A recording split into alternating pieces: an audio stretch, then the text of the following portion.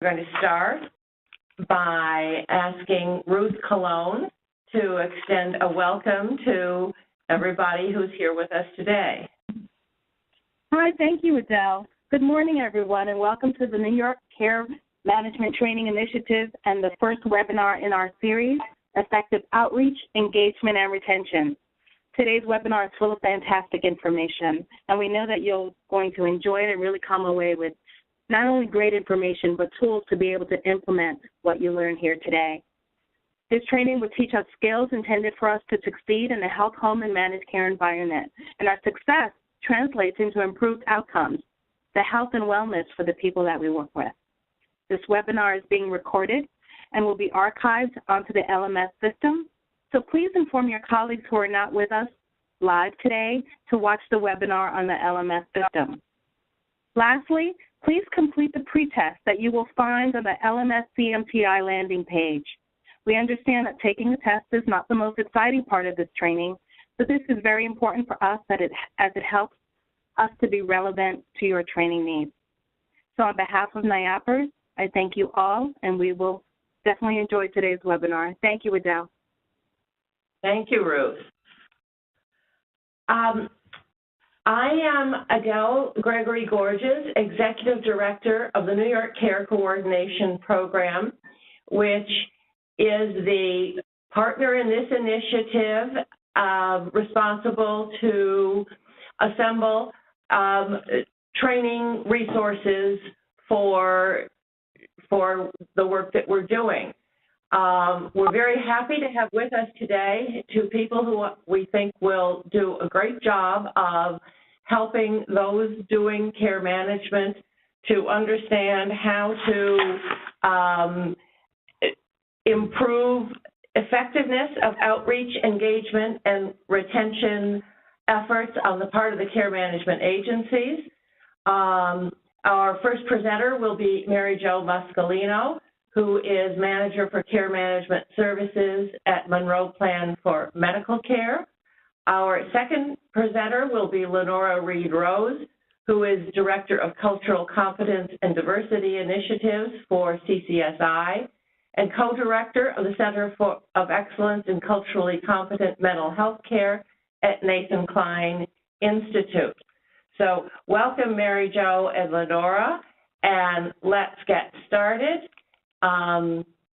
Mary Jo, welcome, and we look forward to hearing from you and learning from you today. Thank you, Adele. This morning we're going to talk about engagement and coaching using the patient activation measure. For those of you that are unsure or unaware of what the PAM is, this is the tool that's been chosen by New York State to measure outcomes related to case management services that are being provided through the DSRIP, which is the Delivery System Reform Incentive Plan, Payment Plan. If you have not heard about DSRIP, I'm not going to go through that for you now, but it is important to note that this is a tool that has been chosen by New York State. Case management is usually noted as a soft service. It's very difficult to be able to measure the outcomes for this.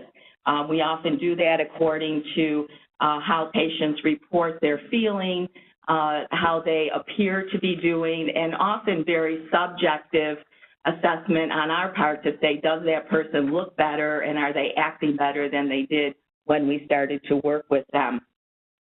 This tool offers us the opportunity not only to do some measurement related to the services that we offer, but also to use it as an engagement tool and a place to start so that we're offering appropriate interventions to help a person move forward in their health care.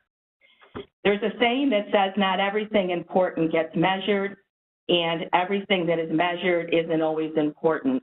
It's important that we be able to talk about what case management offers and what we do in order to support the continuing service interventions and integration that we're able to provide. I should also say at the beginning that the patient activation measure is a proprietary and licensed tool.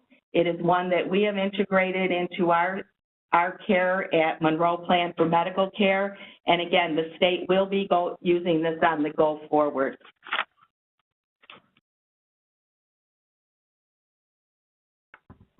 Today we're going to talk about the road to patient activation measurement that went for us for the PAM, how to use the PAM to support self-management coaching for activation, outcomes and lessons learned, and how our journey continues.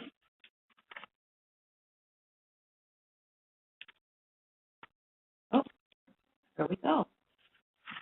And our first slide we talk about, does knowledge really affect behavior?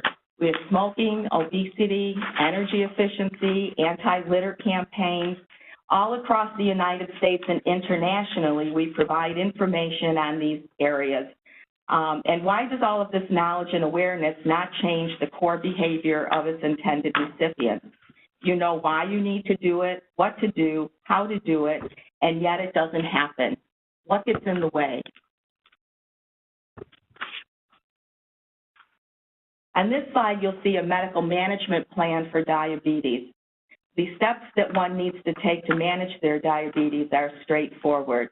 You check your blood glucose, manage your medication, recognize the signs and symptoms of hypo or hyperglycemia, follow appropriate diet, manage carbohydrates, develop health exercise plans, schedule and keep appointments for yearly care and screening. This care plan seems very straightforward and easy to follow. We've provided education, we have helped to set up appointments, we've talked with the member about what they need to do when they go to talk with their doctor. We have done everything possible to plan for the person's care. What else can we do? Clearly, information has not changed the presence of diabetes in our community. So we know now that knowledge does not always translate into action. Following a care or treatment plan requires people to change behaviors. The ability of an individual to change has not been well understood by behavioral scientists or care providers in the past. From personal experience, I know there are times when the moons align and I'm able to make changes, and then there are times that I can't. Doesn't seem scientific and very difficult to transfer to our patients. Prochaska, DiClemente, and Norcross researched self-initiated and professionally initiated change of addictive behaviors and found that people go through cycles with several recycles before they are able to sustain the change. Personal change is accomplished with motivation, knowledge, confidence, and skills. The introduction of change in anyone's life for anything is best heard when it is presented in a thoughtful and non-demanding manner. In order to engage with someone, which is needed to influence behavior change, you need to understand and join with the person to develop a relationship. When this is present, you can then offer the opportunity for an individual to begin to change process. I was introduced to the PAM in 2009 following a presentation by the Institute for Healthcare Improvement that showcased the PAM as a way to not only measure outcomes, but as an adjunct to engagement techniques. Dr. Judith Hibbert and her colleagues at the University of Oregon used Rausch analysis and classical test theory psychometric methods to study the answers to 13-question survey as they relate to a person's health behaviors. Research consistently demonstrated that individual self-management improves significantly with increasing levels of activation. The score on the PAM tool helps us to know what stage of activation, defined as having the knowledge, skills, and confidence to provide self-care and advocacy. The PAM is structured so that the questions become more difficult as the survey progresses. It is far more difficult for someone to say yes to question 1 than it is for question 13. So if you look down this list, then the first question is, when all is said and done, I am the person who is responsible for taking care of my health. And if you go to the last question, I am confident that I can maintain lifestyle changes like eating right, exercising, even during times of stress.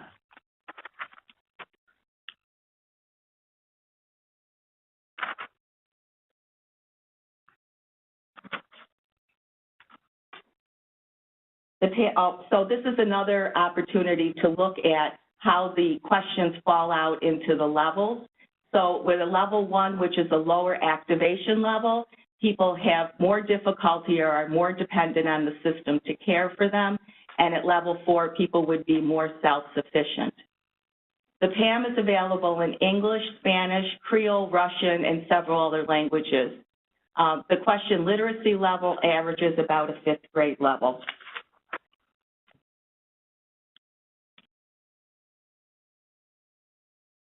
This is another indication of how the questions are calibrated by difficulty.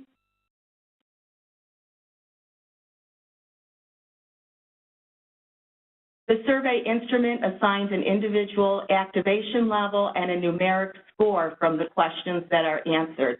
The questions are weighted, and these questions are then put together, averaged out, which then gives you your activation level.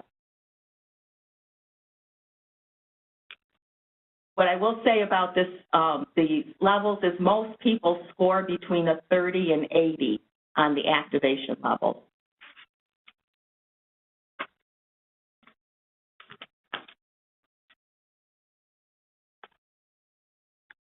Each question is measured and weighted, as I talked about in the other slide.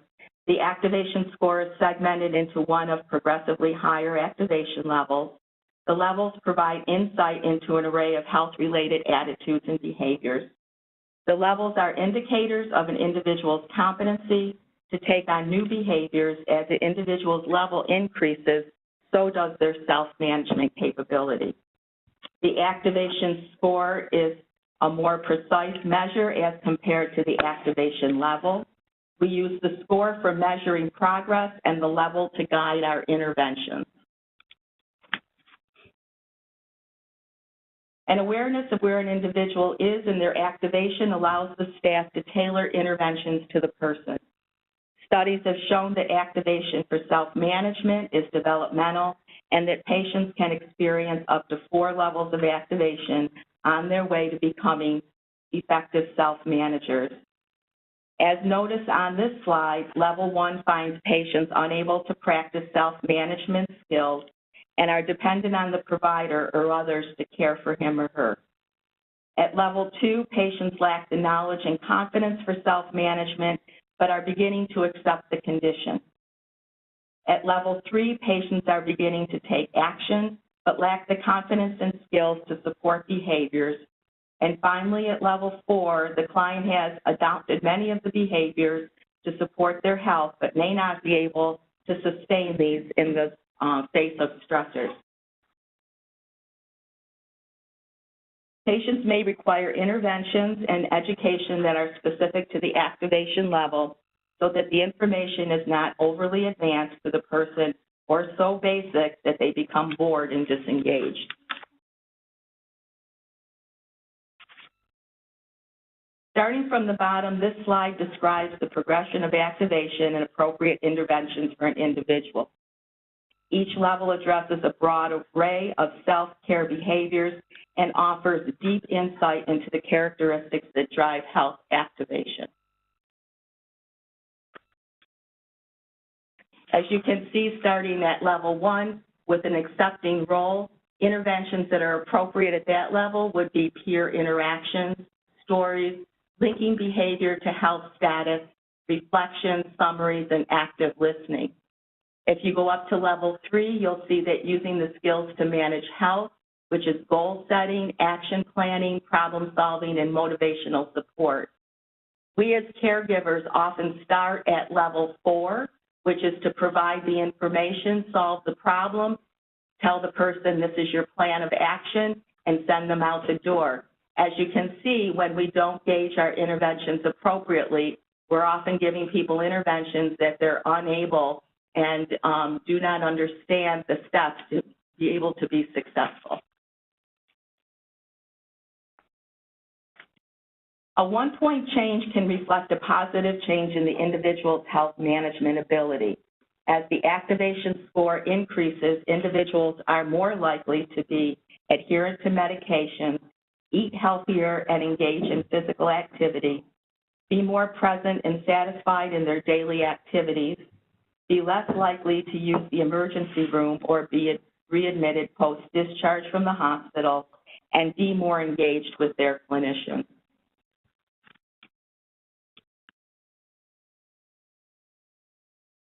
The PAM provides an opportunity to understand the individual's viewpoint and identify key areas of focus and perceived barriers. The score on the tool helps us to know what stage of activation the person is at, and also suggestions of how to start the conversation with a member.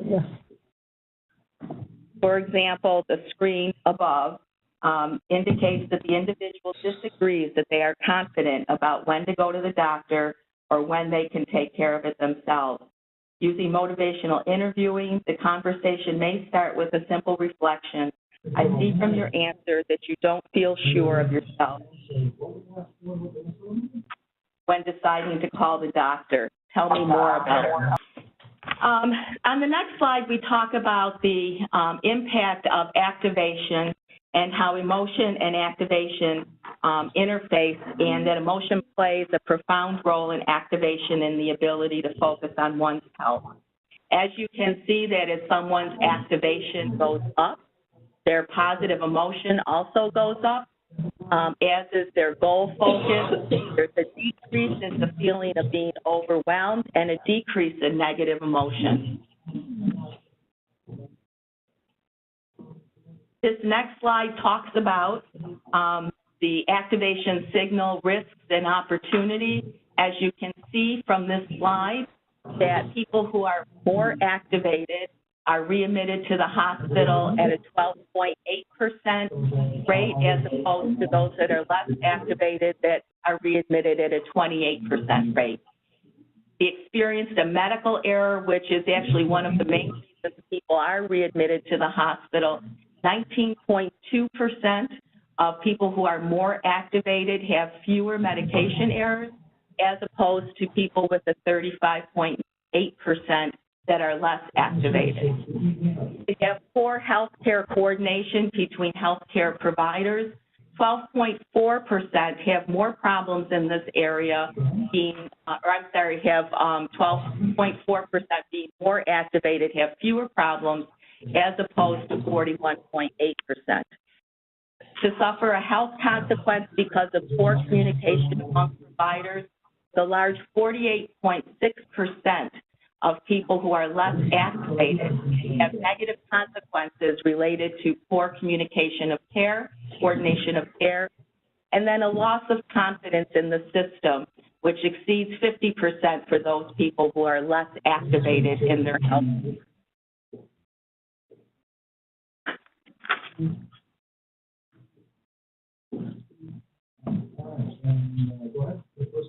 In coaching for activation principles, the coach's key role is to guide the individual to appropriate choices and attainable goals and action steps given their capability.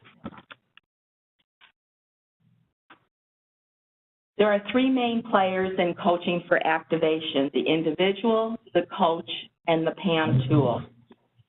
Key principles of coaching for activation is the individual is in charge of their health, the coaching interaction, and making the change to their lifestyle.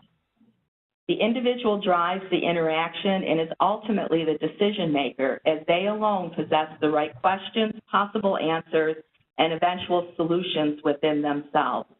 The coach's key role is to guide the individual to appropriate choices and attainable goals and action steps which give them the capability to act. The PAM is the roadmap assessing the individual's self-management capacity.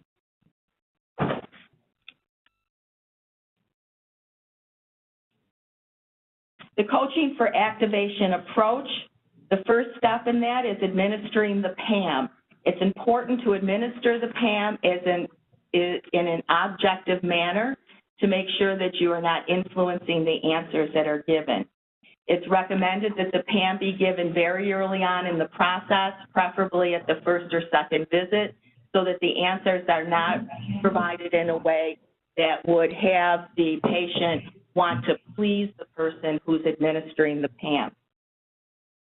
The coaching principles that engage the client and be sure that they are on board in the process include believing that the interaction is driven by the patient, that each individual possesses the answers within themselves, that you help the client overcome any sense of being overwhelmed, promote the individual's problem-solving skills, and promote positive belief in their abilities, skills, and their ability to be actively involved in their health care.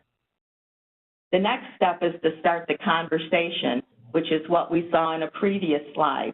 The PAM questions can be used as a springboard to start the motivational interviewing process, asking people to talk more about why they answered the question the way they did. Goals should be tailored and be sure that they're appropriate for the level of activation. Each level has specified goals that are targeted towards one's specific understanding, skills, and confidence to deal with specific healthcare and psychosocial problems.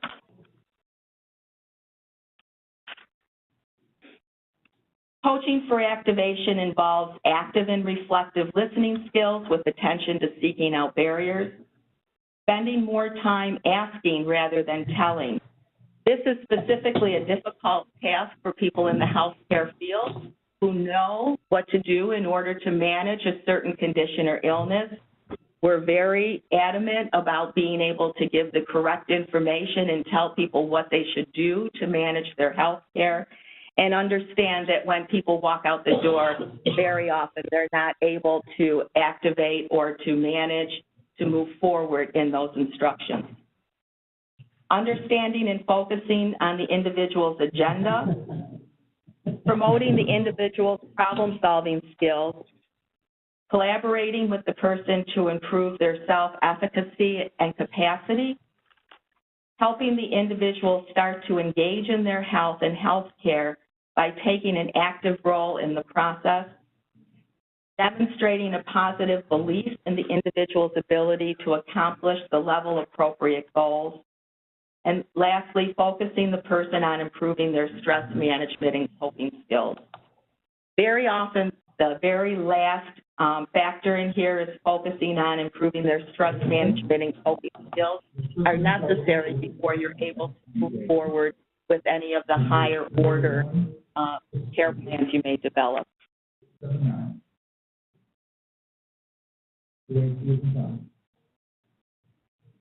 For staff training, training includes the PAM and coaching for activation overview, administering the PAM appropriately, an understanding of the PAM score and activation level, how to start the conversation and tailor goals and action steps by activation level, practice, and refresher sessions.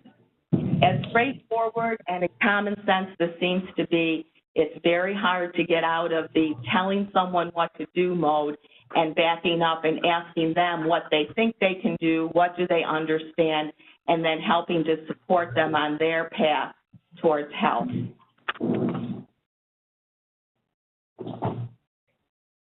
We use the PAM as a way to measure staff performance. We have a goal that 60% of the members who complete the case management program will report an increase in their PAM activation scores. This is also a performance standard for staff who are closing cases out that we're looking on their caseloads to see that 60% of the members have increased their PAM activation scores.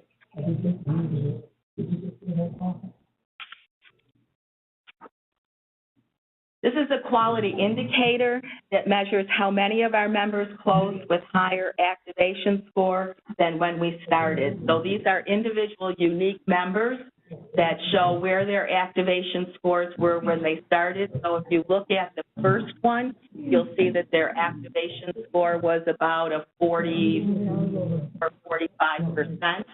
When they closed, they were up at a 70 to 75% closing rate. That would indicate to us that the member was able to integrate the information that was offered to them, develop their activation skills, their confidence, and move forward.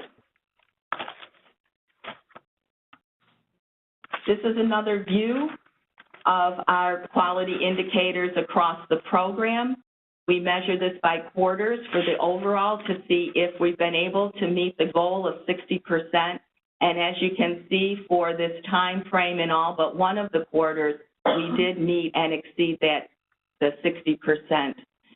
The quarter that we did not make it, we had new staff starting who were in the process of going through the training. We also offered some retraining for staff who had been part of the organization and did see a significant increase in the positive change in the next quarter. It's important to note that during this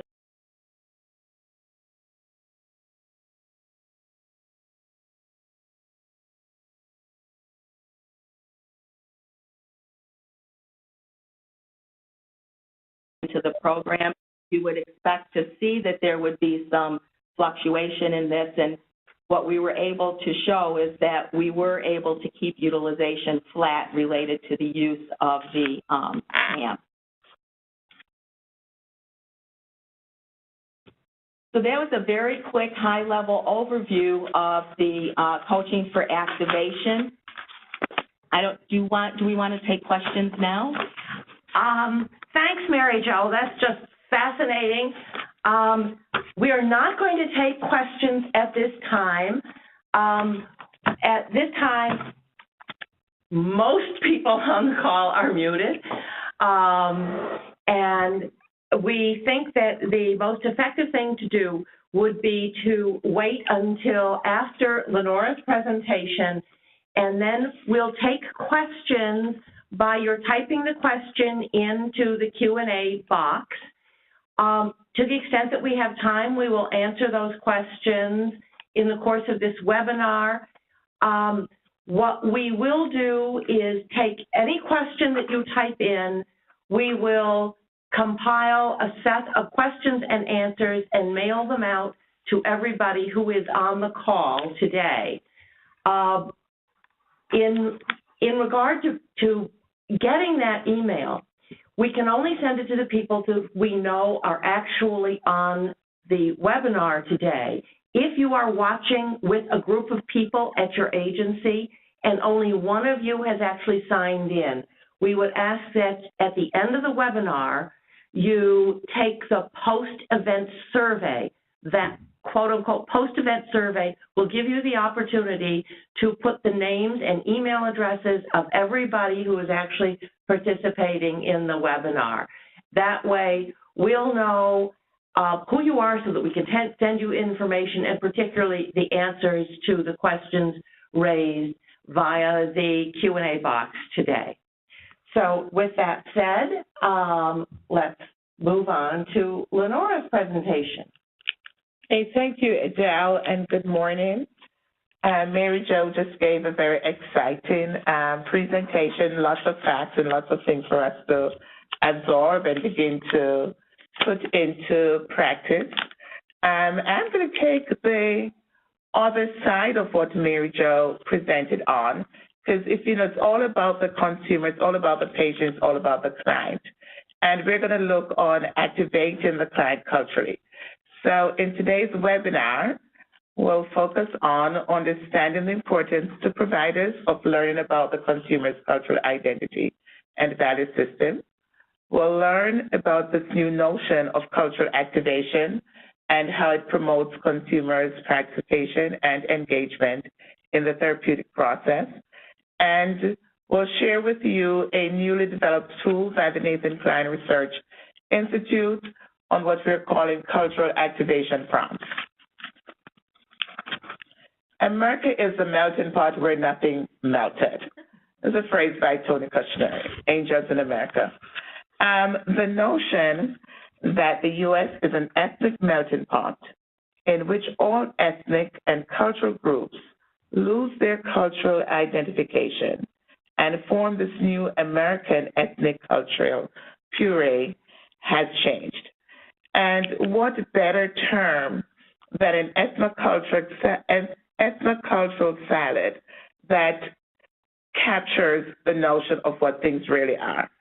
The ethnocultural salad can be defined as a mixture of all cultural ingredients from various groups that are tossed together but still retain their unique flavor and taste.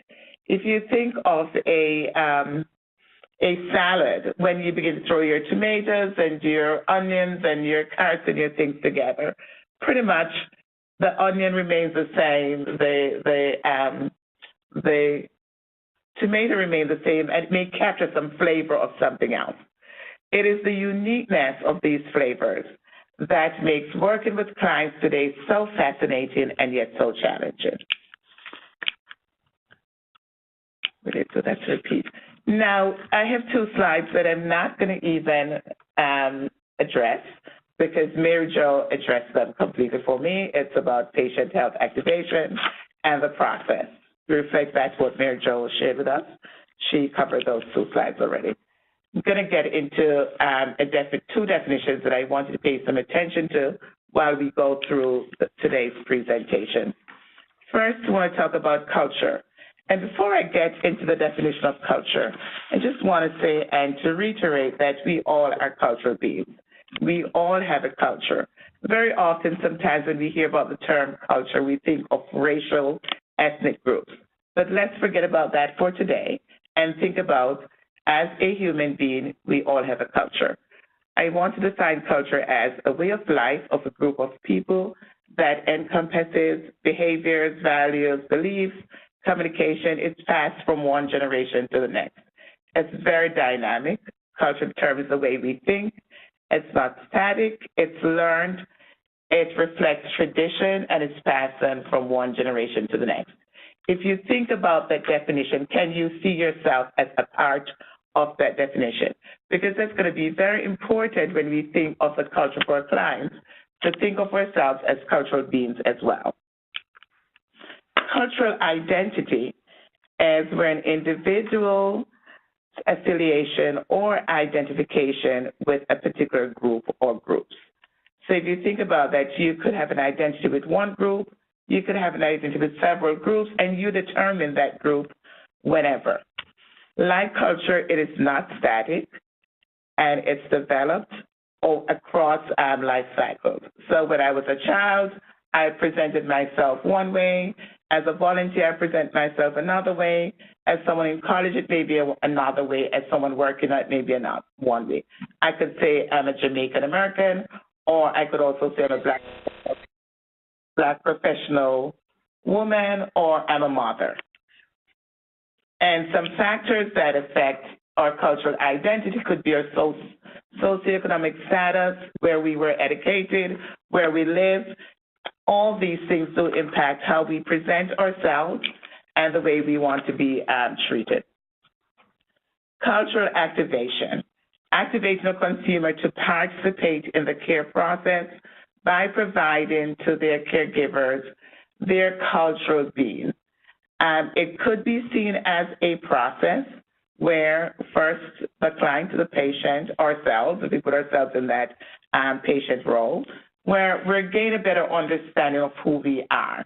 And this seems like, oh my gosh, I do know who I am. Well, very often I don't think we sit back and say what our cultural being is, who we are as cultural beings. So it's very important for us and for clients to begin to think about who we are as cultural beings. Reviewing our own cultural view, then take some time to prepare what we're calling, we joke about this at Nathan Klein, the cultural card. You almost see yourself flipping a card from our back pocket and say, oh, here's my cultural card. Well, just think about what you would be sharing with folks in terms of your culture and how you plan to communicate that with them. And the concepts that underpin the idea of cultural activation, two major concepts that we use was that of consumer empowerment, where shared decision-making is promoted by the consumer being activated in a way where they can share their cultural identity, and that of cultural competence, which I know most of us on the phone knows the meaning, and we've gone over and over, this is what it is. But what it does when a person presents himself culturally, it allows caregivers, it gives them an opportunity to begin to know the person from a cultural perspective and how that information can be used in the therapeutic process. providers need to pay particular attention to one's cultural identity, especially from the perspective that it's multidimensional. Very often, we tend to put individuals into a box to say Black person, and we don't see very much more about that person. It's very contextual. It changes over time and changes depending on where we are and how we want to be seen in that particular manner. Also, as a provider, let me back up. Provider needs to take into consideration worldviews, values, attitudes, and cultural strengths. What's not on the slide that I want us to pay a little attention to is that as a provider of service, we need to be cognizant of our own worldview, of our own values, and how that may conflict, how it may hinder, and very often it does, the therapeutic process when our culture goes up against the culture of the client. And there are many examples. One that comes to mind, if my religious belief as a direct care staff or as a provider says I don't believe in people being in homosexual behavior, and a client is presenting themselves who is an homosexual person, then there's a major tug in how we respond to the individuals. So in providing care, it is extremely important for us to do our own cultural card to begin to think about what it means to us so that when somebody presents themselves who is so different than we are and where there may be some angst, quote unquote, then we need to be able to either we pass the person on or we find a way in how we can tamper our own views to be able to work with that person effectively. And it's not easy to do. I mean, I want to underscore that, you know, I'm sharing things with you that it really isn't easy to do. It's things that you really have to plan and be thoughtful about. The importance of cultural activation. It improves the therapeutic process because somebody is sharing with you how they want to be treated, how they think, how they respond to services. It enhances the likelihood of greater engagement and retention. When it comes to choices, or caregivers are more cognizant of the choices that people make. They may not be in line with the choices that the caregiver may want this person to make. And in terms of designing a recovery plan, it helps caregivers to begin to be more suggestions, encouragement, prescriptions, when I say prescription, prescribing ideas that are more culturally relevant and appropriate, that will help the client to get better outcomes. And I mean, that's important. If we think about Mary Jo's presentation, it was all about how can we help clients? How can we get them to the place where they can then experience great outcomes? The foundations of the cultural activation prompts is based on the medical anthropology, where we look at how health and wellness are understood in light of societal influences. The DSM-5, which is the Diagnostic and Statistical Manual of Mental Health Disorders, that came out with a cultural formulation and with work we have done with consumers of services. In the medical anthropology, we considered Arthur Kleinman's explanatory model of illness. Arthur Kleinman speaks of the 3 C's, where we ask the client, what do you call this illness? How it is defined? How do you define it? How do people around you define it? And how do you describe what you are experiencing? It also asks, what do you think causes a problem? So that's the cause, the C cause. What is causing it? And then it defines what course, how long will it take for you to get beyond this problem? What will your recovery look like? So in getting to these 3 perspectives, you get a sense of where the person is coming from culturally. In the cultural formulation interview for the DSM-5, patients describe the problem and focuses on the most touching aspects, where the caregiver or the direct care staff, the provider, seeks to obtain a holistic picture of the patient in his or her societal environment with emphasis on cultural elements. And then there's a consumer input. We did some focus groups with consumers from the Multicultural Advisory Committee in New York City, did some consumer reviews, and met with peer specialists on how they can engage with consumers, but how they can help consumers to bring out who they are culturally and share that with their direct care staff. So the cultural activation prompts, we call the CAPs, is a list of cues. I mean, sometimes we shared earlier with you some of the cues. It's about 14 cues. We fluctuate between Q1, Q2, but it's a set of cues, a set of prompts that will allow us or allow consumers to convey information about themselves, cultural information about themselves that is important to them in receiving care. So one of the cues surround what's your cultural identity. So we want to tell the consumer, tell the caregiver who we are culturally.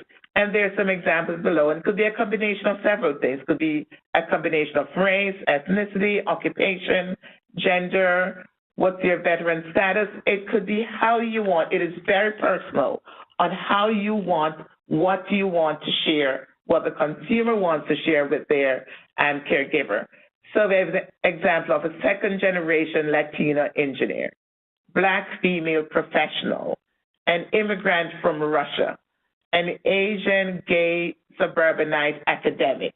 Those are several things. If I share that with you as a consumer, I am saying to you, I would like you to begin to think about these things and use them in terms of engaging with me, because it means something to me. Are there any traumatic experiences related to your cultural identity? And this was a question that we got from a group in New York City that thought we really need to raise the idea of trauma, because many cultural groups experience trauma and experience it very differently. And in a lot of our trauma training, very rarely you may see things like racism, stigma, and those things as a part of it. And we want those to be when a consumer, their challenge may be based just around racism. It may be based around exclusion. If you're at work and you feel excluded and you're having challenges, that may be one of the issues that why you're presenting yourself today.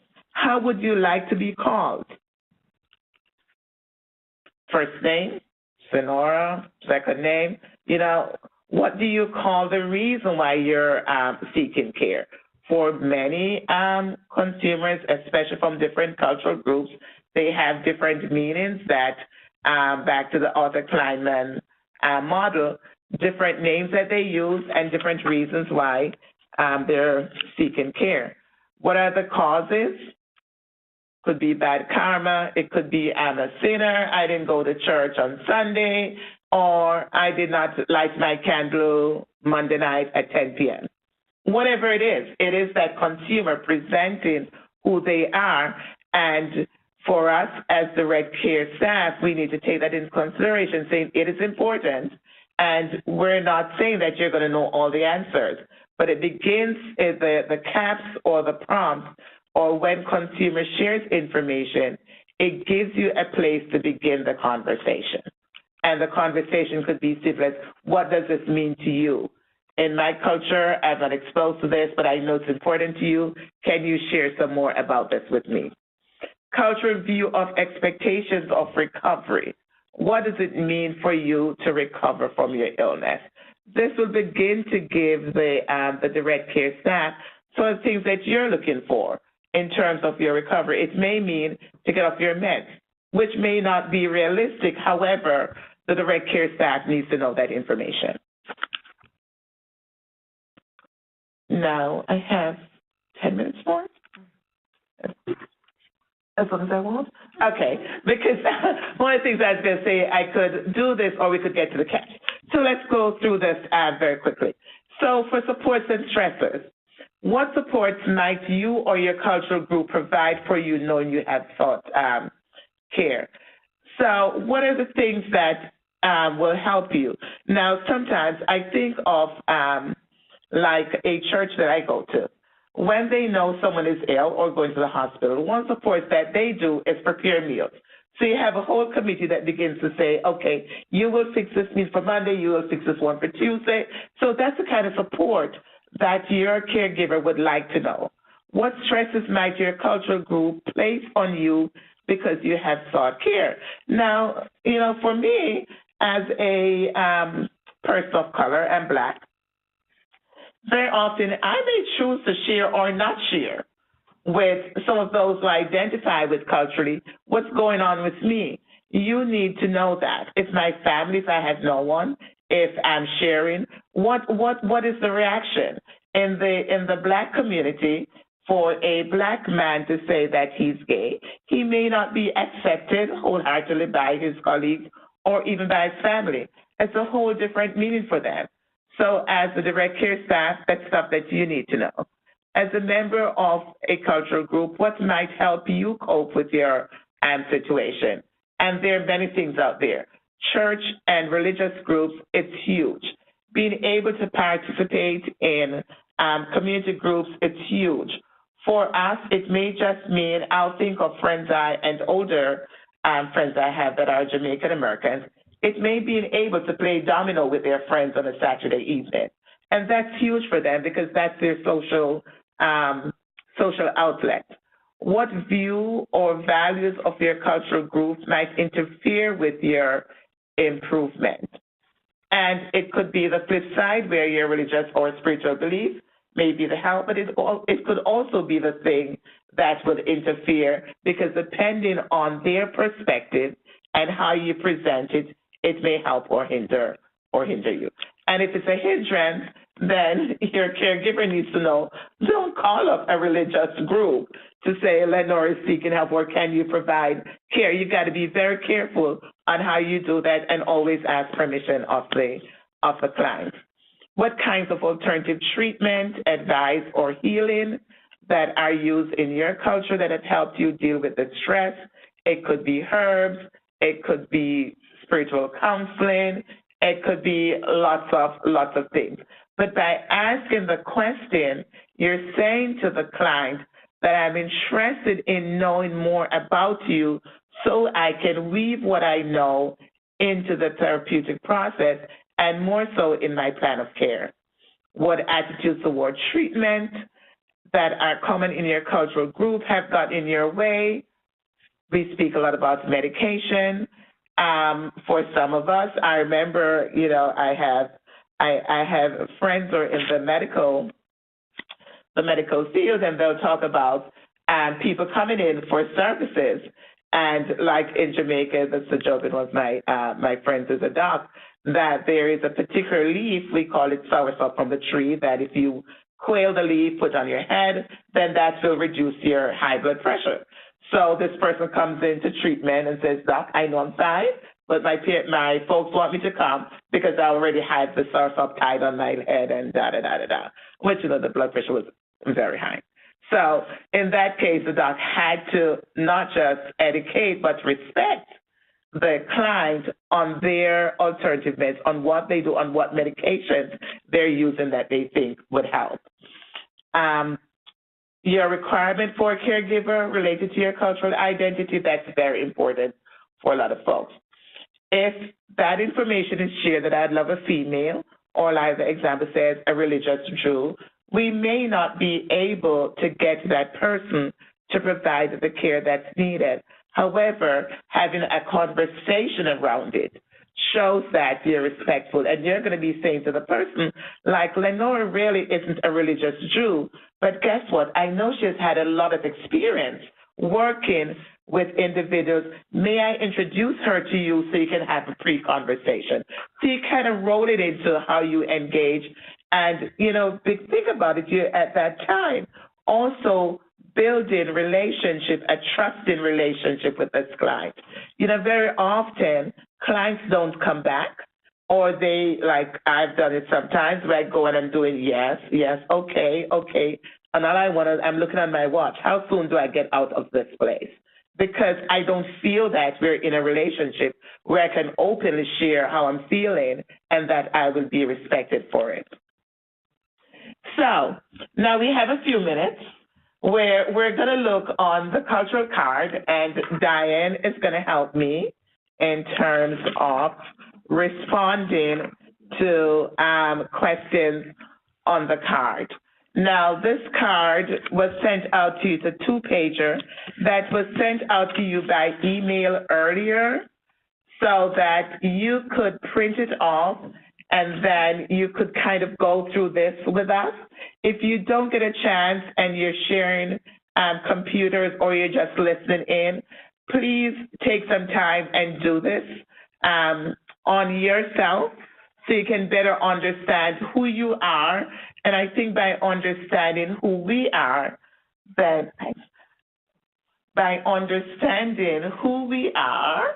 then we can get to understand the culture of others as well. So,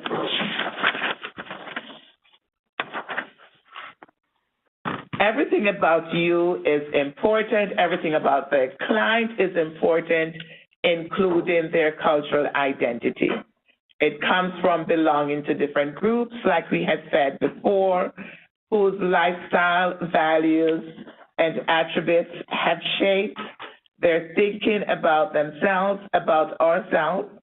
It could include, but it's not limited to, religious and spiritual beliefs, ethnicity, race, social class, income, where we were educated. Cultural identity is important for one's sense of self and how we relate to each other.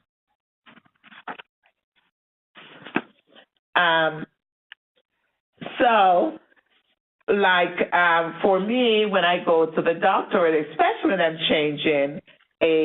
changing doctors, one of the things I love to do in my first session is begin to talk about who I am culturally. I will share with folks, one of the things that's important to me in my care is that I'm from Jamaica, and I lived in Jamaica for many years. And once I share that, I kind of begin to gauge my provider's response to see, does this mean anything to this individual? My current doctor, I remember when did I change to her? Probably early last year. And when I met her first, I said to her, I did a research on you. I wanted to figure out if you were up on at least respect the culture of individuals. And I told her where I was from, where I was born. I didn't come to the United States until I was like 31. That means I was well seasoned, didn't come here as a child. And she laughed. She says, Lenore, I'd love you to know that I did medicine in Grenada. And I can tell you some stuff that you may not know about yourself and things that I will be paying attention to, because in the earlier years, depending on what illnesses you go through as a child and what the treatment was at that time, there may be some lingering health care challenges that we may need to take into consideration. So that, I pumped up, sat up straight, and we began our great conversation. And every time we go in, we'll talk about some cultural thing. We will talk about food or, what's happening lately. Do you feel that the medication is working? Are you using any herbal teas? Because she knows I'm into my herbal teas. I love teas. I'll go out of my way when I go to Jamaica to actually dry herbal teas and grind them and take them back so I can make my own tea when I get back to the United States. So she's very keen on what it is that I'm using so that she then can say, what, you may want to not use as much as this because this is already in this medication. So she's very hip about that. So now we're ready to go through the cultural card. So how would you like to be called? Diane, you want to be called Lenora? Diane is completing the card. I hope you're seeing it. So she likes to be called Lenore, but we changed that. So Diane likes to be called Diane. So she'll say to her caregiver that I'd like to be called Diane. And she's going to share her cultural identity. So Diane, what's your cultural identity? She wants to be identified as Black, which is very important because very often, so the categories or people have African American. Now, for some folks, they're very specific. I do not want to be identified as African American. I want to be identified as Black. And then she's added Jamaican. So Diane is of a Jamaican descent as well. So she wants her caregiver to begin to think about her as Black, not as African American, but also as a Jamaican and what that means to her. Next prompt, tell your caregiver the kind of person you will feel good about getting care from. And for Diane, she has no preference. She really doesn't care who provides service with her, and she's probably saying, as long as the person is a qualified caregiver, then that is fine. So for Diane, she has no preference in terms of who. Tell them, the caregiver, of any negative or traumatic experiences you have had because of your cultural identity. And Diane's writing, racism at work. She has experienced some racism at work, and it's been very traumatic for her, and she wants her caregiver to think about that, but also to have conversations around it, because if she's still there and it's causing her stress and grief, more than likely that's going to impact other stuff, other physical, other healthcare stuff for her. The names you and persons from any of the groups you identified with give for why you're seeking care. So for Diane, she's having a nervous breakdown. Her nerves, and that's what people from her cultural group used to identify. Her nerves are bothering her. She's having some nervous issues. And in her group, our cultural group, when she speaks about that, they all understand. So if Diane decides to bring someone in care, she has the opportunity to bring her family members, then, and that's her cultural group, then when you begin to talk about depression or use some other medical terms for mental challenges or physical challenges as well, then you want to remember for that group, you may want to talk about the nervous breakdown and nerves. She's having some nerves problem, or you may lose them by now.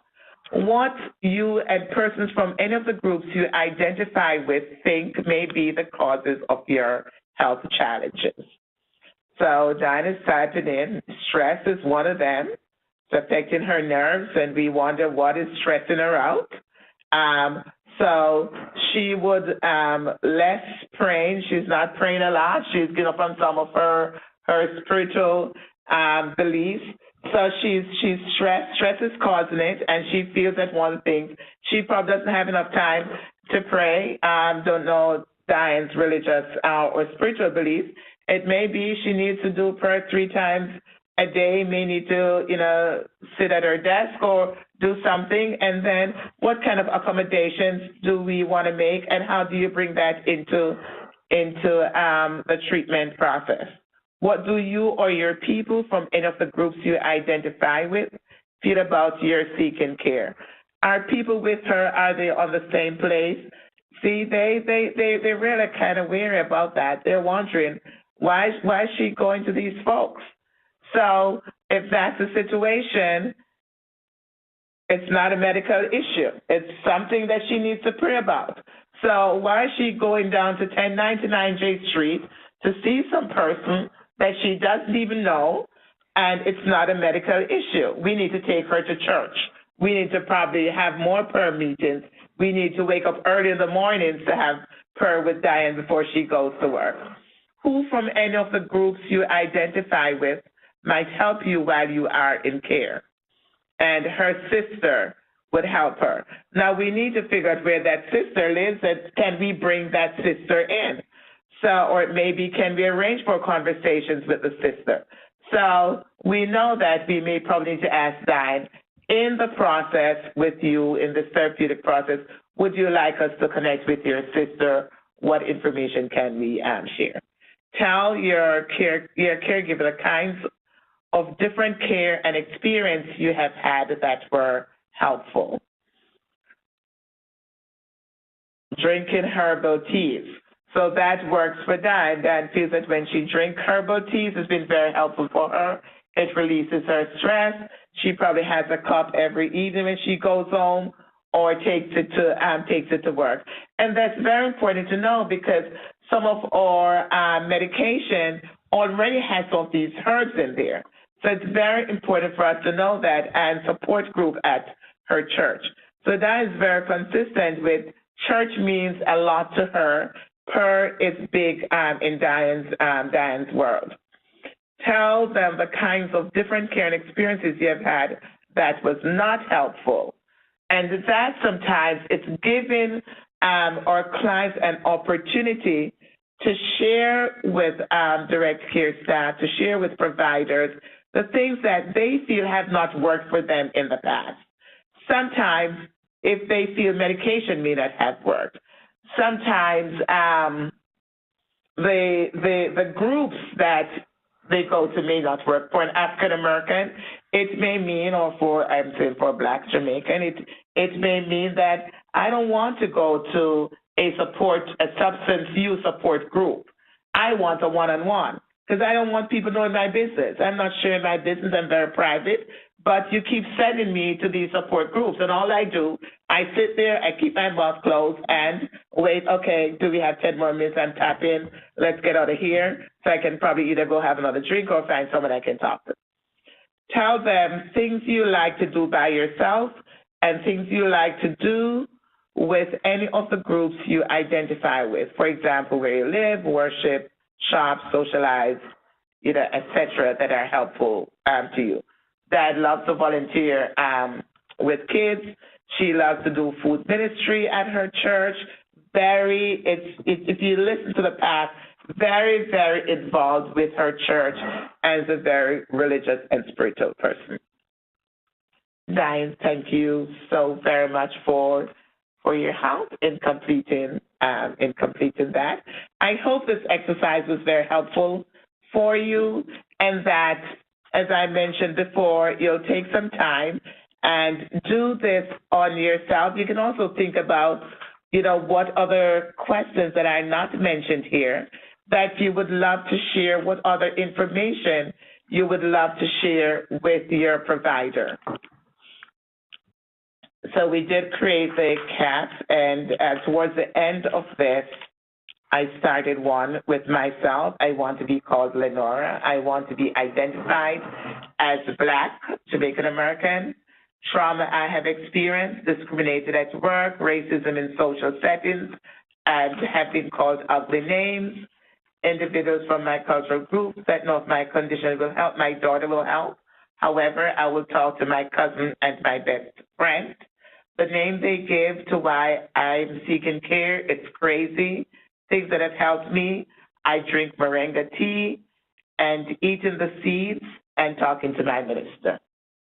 So those are things I would love to present and have presented to those who have provided care to me.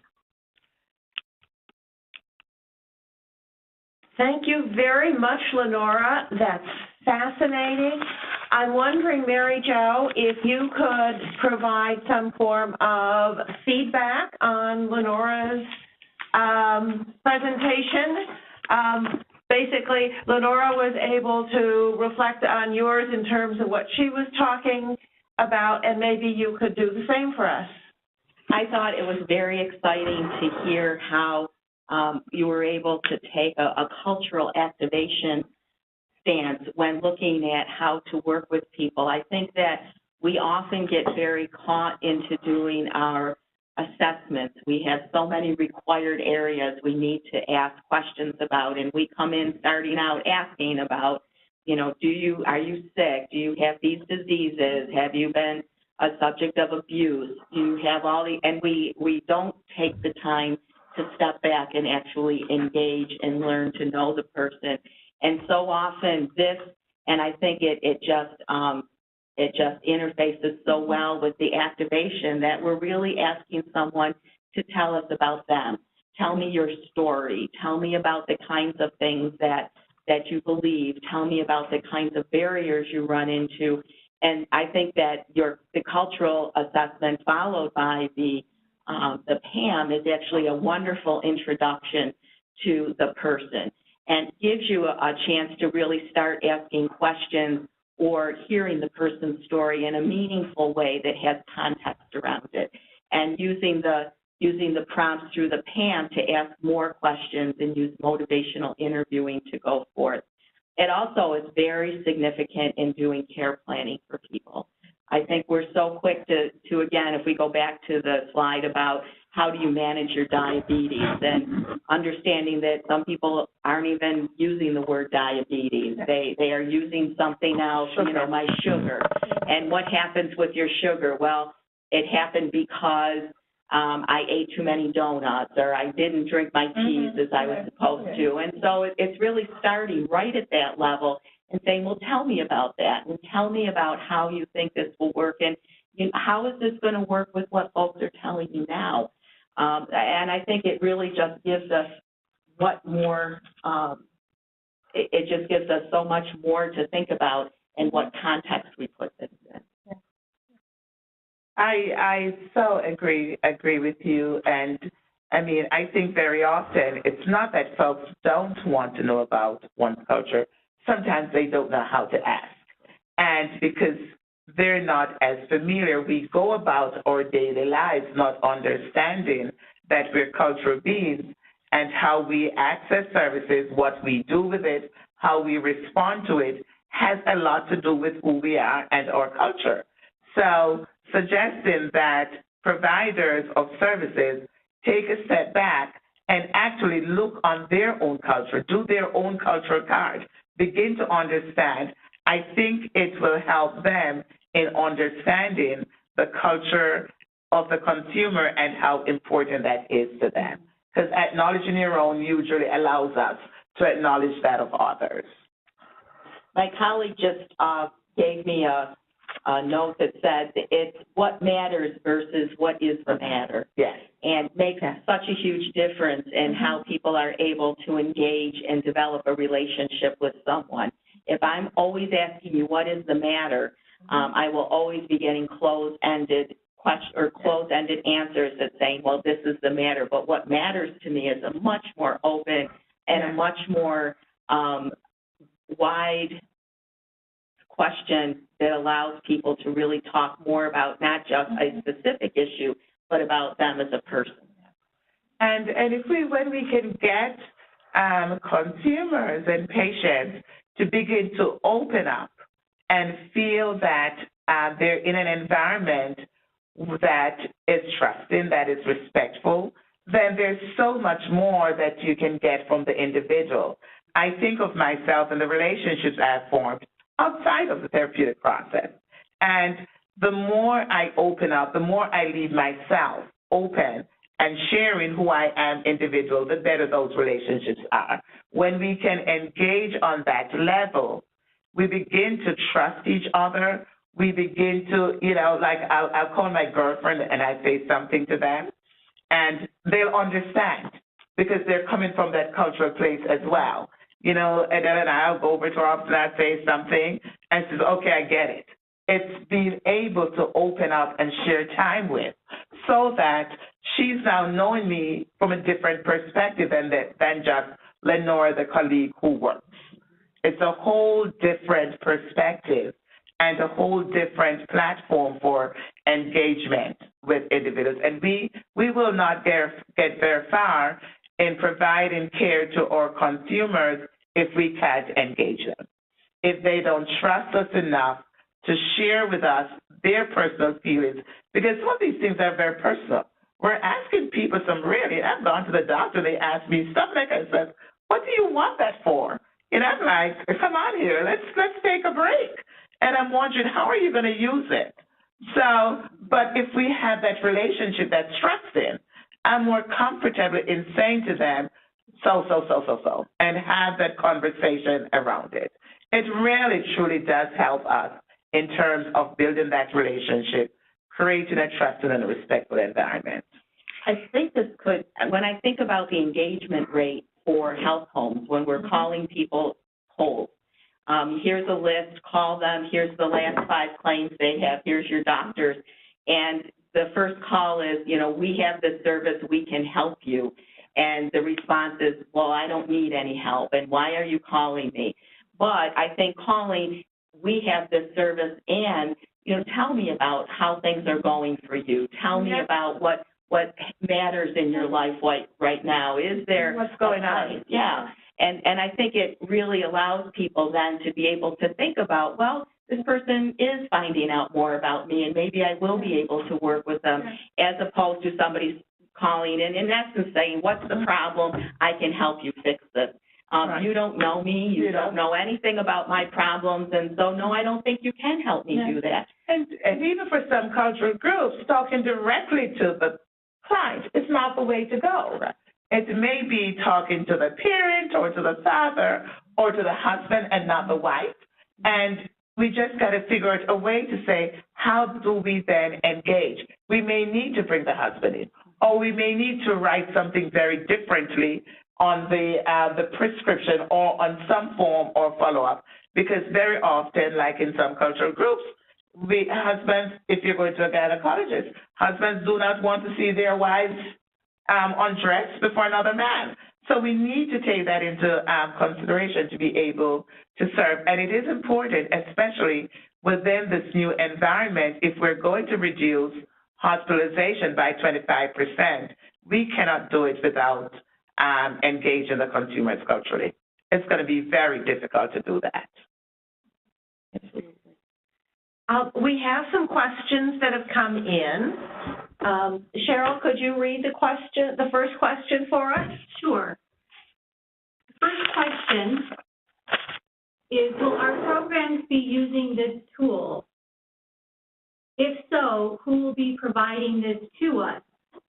Will this replace the comp assessment? And I believe this question came in during Mary Jo's presentation. This tool will not replace a comprehensive assessment. This truly is a way to begin the process. It's a way to engage the person, be able to talk with them openly about where they are, what's happening. But the comprehensive assessments, first and foremost, are regulatory and need to be there. And then secondly, really provide a more in-depth look at the person and any kind of specific issues that are going on. This tool, we actually have bought this tool, the rights to use this tool, and use this along with Coaching for Activation, which is a web-based application. The DSRIP programs, there's a certain segment of that is looking at the use of the PAM and how they're going to spread that across organizations. So organizations who are able to financially use this, they'll be ahead of the curve. Other organizations, as they become more active in the DSRIP projects, will have the opportunity to have access to this through the funding for the programs. Thank you, Mary Jo. That's very interesting. Yes, this is Adele. I have been somewhat involved in some of the FLIPS committee work in some of the areas, and you may anticipate that your health home will be an organization that is looked to actually administer the patient activation measure for individuals who are referred to your organization for health home care management. So in that instance, I think you could anticipate that the tool will be available to your care management agency free of charge for at least those individuals who are referred through the DSRIP processes. We had a second question, but it again was related to the PAM tool. in regards to HARP clients. So if that attendee's question needs further elaboration, feel free to write in additional comments in the question-answer panel. There have been many questions raised about the use of the PAM with people who have mental illness, particularly those with persistent and severe mental illness. If someone is not able to answer the questions on the PAM, we generally assume that the person is starting at a level 1. So we will present the information and as simple process as we're able to. Again, if you remember at level 1, these are people who are very dependent upon their providers to care for them. When someone is actively psychotic, I think that it's a pretty safe bet to say they fall into that first category. As people move into recovery, they may be able to answer some of those questions. The same is true with people out of the OPWDD system, that they may not be able to answer those questions, which is an indicator to us that we really are starting at the very beginning with people, making sure that they have an understanding of what's happening to them, or us understanding what they think is happening to them. Also to see if they have any experience or any history that they'll be able to pull from, that they can say, yes, I do know this, I can move forward with that. But we find that having no answers is actually as important as having people answer it, because it really does give us an understanding of where the person is in their ability to self-manage. There's some additional clarification about comprehensive assessments and those who are eligible for HARPs. For individuals who are going to participate in a HARP, which is the acronym for Health and Recovery Plan, there will be a requirement that the individual have the Inter-Ray Community Mental Health Assessment. That is a very long, comprehensive assessment. It should be anticipated that that would take the place of the assessment that an individual health home may have put in place for the individuals enrolled in that health home. I can speak for health homes of upstate New York. It would be our expectation that we would, for individuals being considered for the Health and Recovery Plan, use that assessment in lieu of the current assessment. The PAM, from my perspective, it appears to be a tool that is extremely valuable, and it would be our hope that we might be able to make that, as well as the cultural activation card, available for use throughout the HWRI health home care management agencies. But that is not yet a sign-off that it will, that the PAM will be available within HWRI, but certainly listening to Mary Jo, and given the importance of that to the DSRIP program, which is something that's very important to all of our futures because of the nature of the change that it will bring to the system.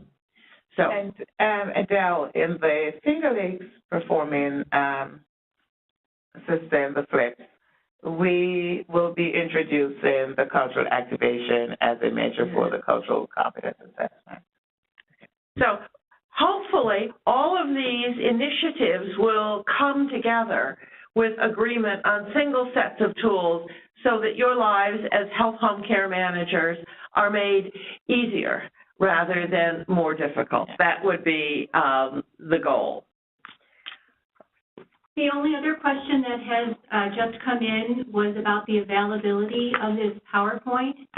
And yes, it will be made available, so if you experience any disruption in your audio, you will have the ability to listen through the full presentation. Okay, well, thank you very much for participating. Again, we're interested in any questions you might wish to submit, so please don't feel that your opportunity to submit them is closed. We're anxious to answer all questions, and you can send them in through the Q&A box, or you could choose any one of the email addresses you see on this next step pages. Again, if you're joining the webinar as a group, please complete the post-event survey, which will appear in a new window immediately after the webinar itself ends. This will be your opportunity to provide the names and email addresses of those who are watching the webinar with you, but were not logged into the webinar themselves, so we don't know who they are. We want you each to have credit for attending and access to all of the materials. As Cheryl pointed out, this webinar has been recorded. It will be available on the CPI Learning Management System. That's the system you went to register to be a part of this training initiative.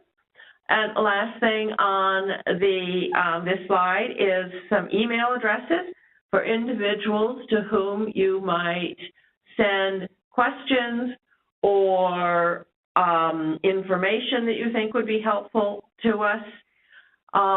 If you are a supervisor, we will be getting together on March 10th for an online meeting on the same subject of these two tools, with Mary Jo and Lenora available to provide additional information or comments. So thank you very much, and I hope you all have a very good day and look forward to our next training event with you. Thank you all. Thank you.